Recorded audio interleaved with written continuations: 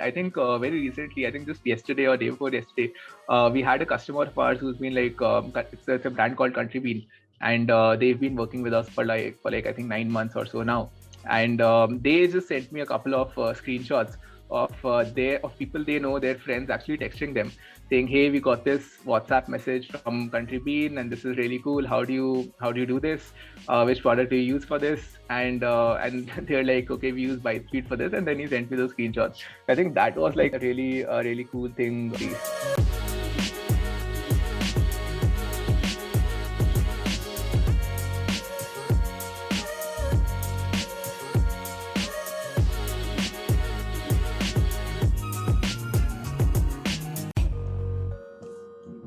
Hey folks, welcome to First Check Portfolio Shorts.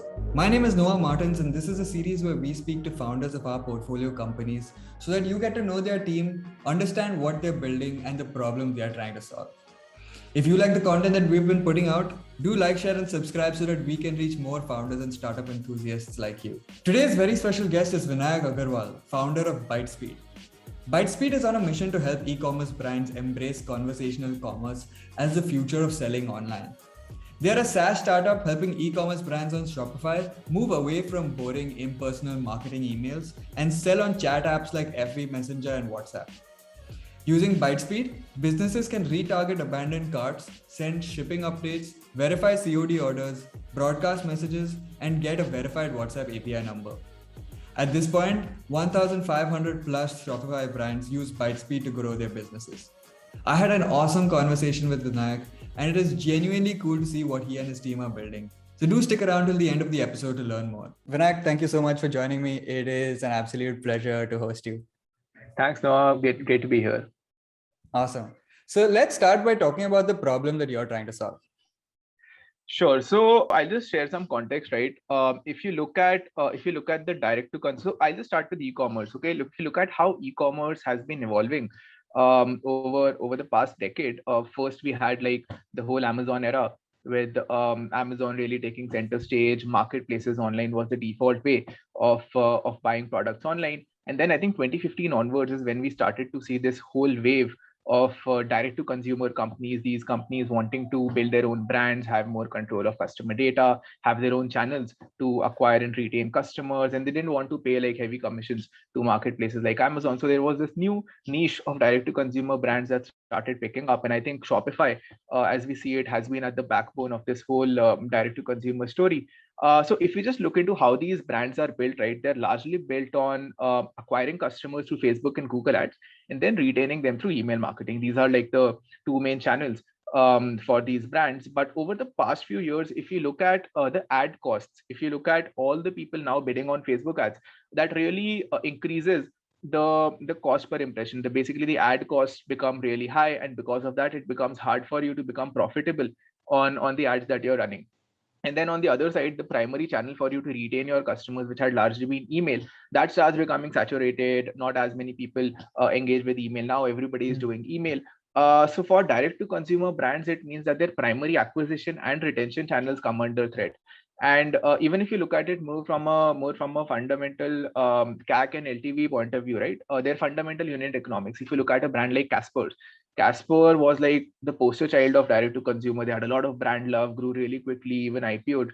And but if you look at their financials around their S1, there has been a lot of study around how Casper, how much money it effectively loses on every mattress that they sell.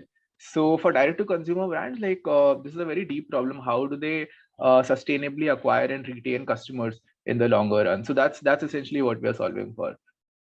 Okay, interesting. And so tell me what your solution is. What is ByteSpeed? And you can also talk about how you discovered the need to solve this problem.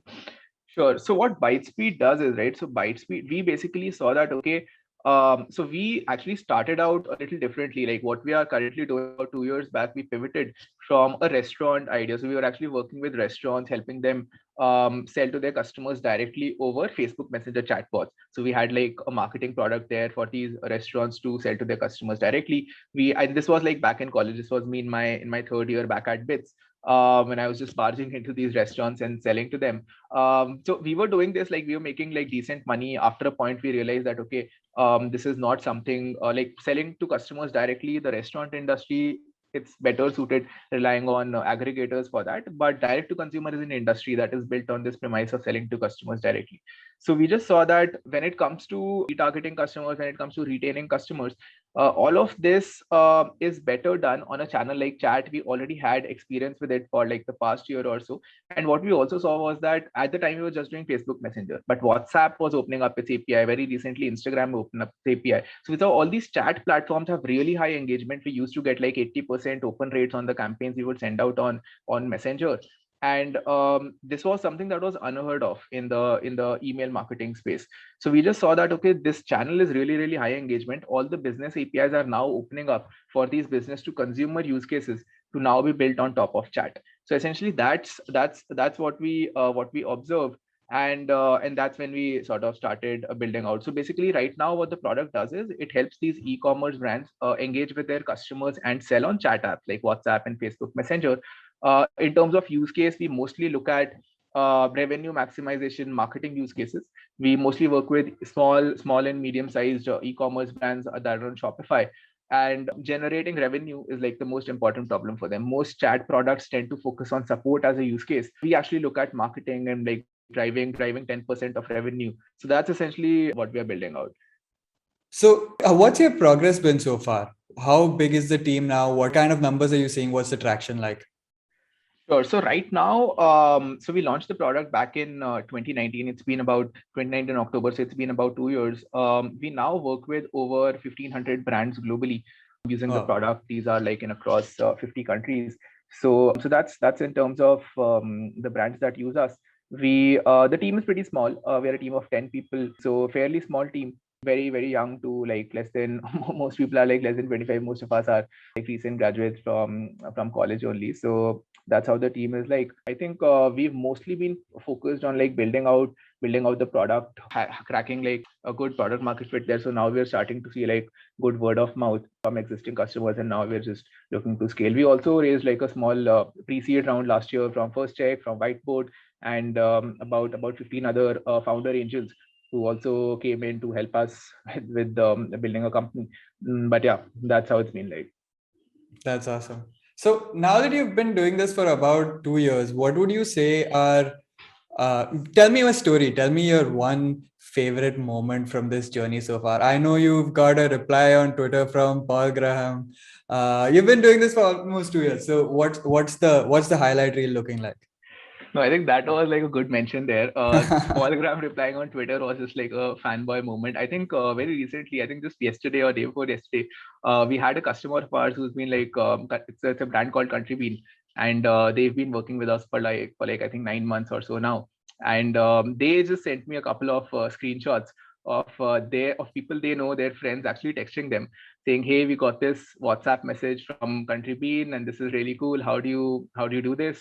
Which product do you use for this? And they're like, okay, we use ByteSpeed for this. And then he sent me those screenshots. I think that was like a really cool thing to see. That's awesome. So talk to me about what it's like being a single founder. What are the pros and cons of taking this journey alone? So I think before I get to the pros, I'll just cover the cons. Not a lot of pros. So I think firstly, the bandwidth, the mental bandwidth that you have, that is sort of challenging. If you have multiple founders, you can work on multiple things at once. When you're a solo founder, that is like I think a issue that sort of compounds over time. How do you solve for being able to do multiple things at one time? So I think that is one. You also have this skill set gap that exists. So if you're not a person who sort of has like a good depth on all things that you need, whether it's engineering, it's product, sales, then that gets challenging. So we have solved for that by having a strong founding team. So we have like two people who are founding engineers. They also look at one of them also looks at design, one of them also helps me with growth. So that's how we solve for it, the complementary skill set problem. Then there is also this angle of the support. Like it tends to get really hard, right? There are lots of highs and lows. So you'd want people you can sort of build with for a long time. That whole emotional support angle is also something that becomes important. So I think these are the cons. So there are definite benefits to getting a good co-founder on board. But I also feel that it has to be organic. So if you look at if you look at like the most common reasons for startups shutting down, I think a co-founder conflict would be at the top of them. So when you're actually getting a co-founder on board, that's a huge additional risk that you're adding to the business. So it has to be very organic. So I think like a good analogy here would be like marriage, where if you are single, that's fine. Maybe having a good marriage might be better than that, but you certainly don't want to get into a bad marriage. Right? That's how I think about it. Right. Makes perfect sense. And so my last question for you, Vinayak, is going to be, why should people want to come and join your team? Why should people want to help you build Bytespeed and build Bytespeed with you? Sure.